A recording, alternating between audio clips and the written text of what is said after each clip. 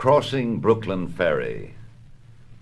Flood tide below me, I see you face to face. Clouds of the west, sun there half an hour high, I see you also face to face. Crowds of men and women attired in the usual costumes, how curious you are to me. On the ferry boats, the hundreds and hundreds that cross returning home are more curious to me than you suppose. And you that shall cross from shore to shore years hence are more to me and more in my meditations than you might suppose. The impalpable sustenance of me from all things at all hours of the day, the simple, compact, well-joined scheme, myself disintegrated, every one disintegrated, yet part of the scheme, the similitudes of the past and those of the future, the glories strung like beads on my smallest sights and hearings, on the walk in the street and the passage over the river, the current rushing so swiftly and swimming with me far away, the others that are to follow me, the ties between me and them, the certainty of others, the life, love, sight, hearing of others. Others will enter the gates of the ferry and cross from shore to shore. Others will watch the run of the flood tide. Others will see the shipping of Manhattan north and west, and the heights of Brooklyn to the south and east. Others will see the islands, large and small. 50 years hence, others will see them as they cross, the sun half an hour high. 100 years hence, or ever so many 100 years hence, others will see them, will enjoy the sunset, the pouring in of the flood tide, the falling back to the sea of the ebb tide. It avails not time nor place. Distance avails not. I am with you, you men and women of a generation or ever so many generations hence. Just as you feel when you look on the river and sky, so I felt. Just as any of you is one of a living crowd, I was one of a crowd. Just as you are refreshed by the gladness of the river and the bright flow, I was refreshed. Just as you stand and lean on the rail, yet hurry with the swift current, I stood, yet was hurried.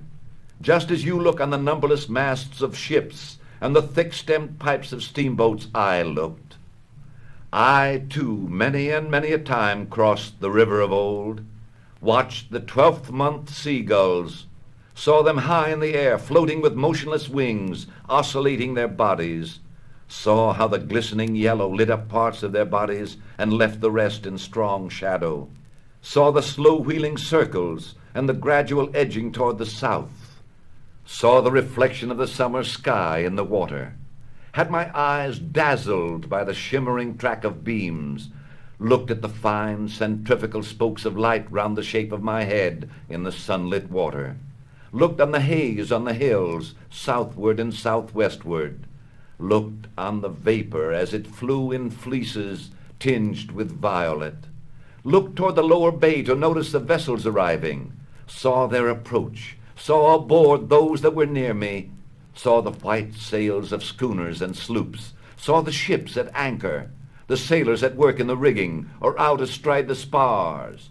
the round masts, the swinging motion of the hulls, the slender serpentine pennants, the large and small steamers in motion, the pilots in their pilot houses, the white wake left by the passage, the quick tremulous whirl of the wheels, the flags of all nations, the falling of them at sunset, the scallop-edged waves in the twilight, the ladled cups, the frolicsome crests and glistening, the stretch afar growing dimmer and dimmer, the gray walls of the granite storehouses by the docks, on the river the shadowy group, the big steam tug closely flanked on each side by the barges, the hay boat, the belated lighter, on the neighboring shore the fires from the foundry chimneys burning high and glaringly into the night, casting their flicker of black, contrasted with wild red and yellow light, over the tops of houses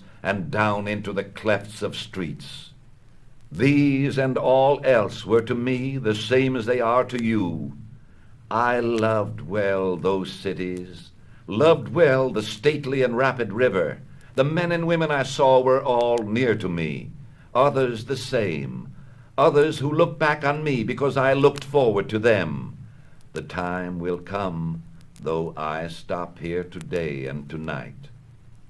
What is it then between us? What is the count of the scores or hundreds of years between us?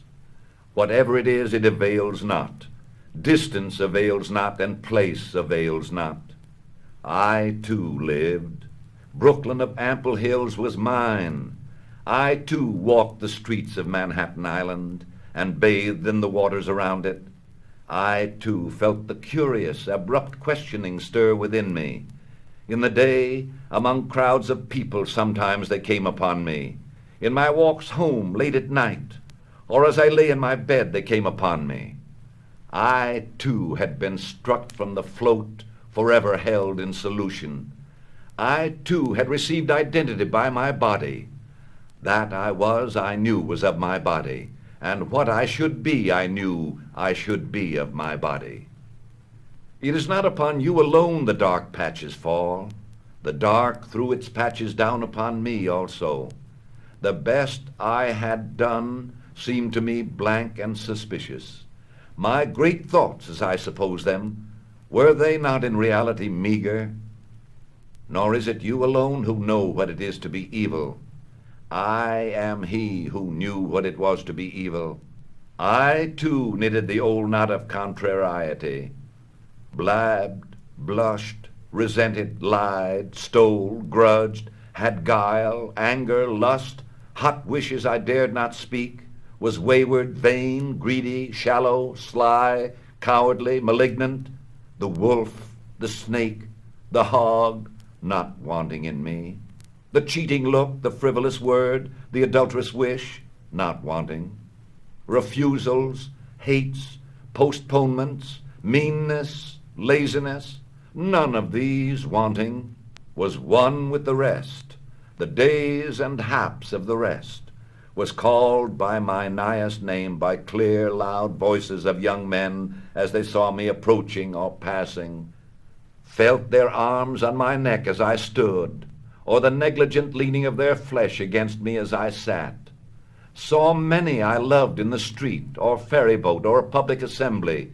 yet never told them a word, lived the same life with the rest, the same old laughing, gnawing, sleeping, played the part that still looks back on the actor or actress, the same old role, the role that is what we make it, as great as we like, or as small as we like, or both great and small. Closer yet I approach you. What thought you have of me now, I had as much of you. I laid in my stores in advance. I considered long and seriously of you before you were born.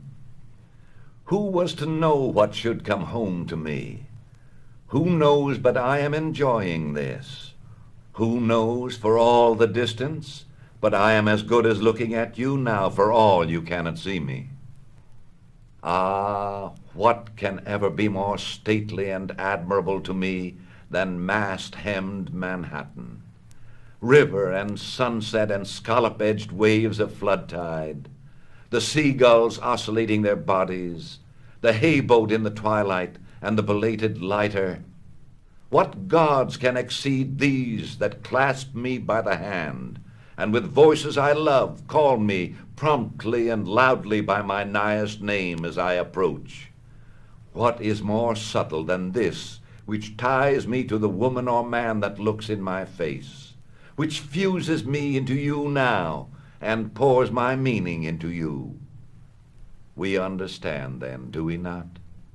What I promised without mentioning it, have you not accepted? What the study could not teach, what the preaching could not accomplish, is accomplished, is it not? Flow on, river, flow with the flood tide and ebb with the ebb tide. Frolic on, crested and scallop-edged waves, gorgeous clouds of the sunset, Drench with your splendor me, or the men and women generations after me. Cross from shore to shore countless crowds of passengers. Stand up, tall masts of Mannahatta. Stand up, beautiful hills of Brooklyn. Throb, baffled and curious brain. Throw out questions and answers. Suspend here and everywhere eternal float of solution.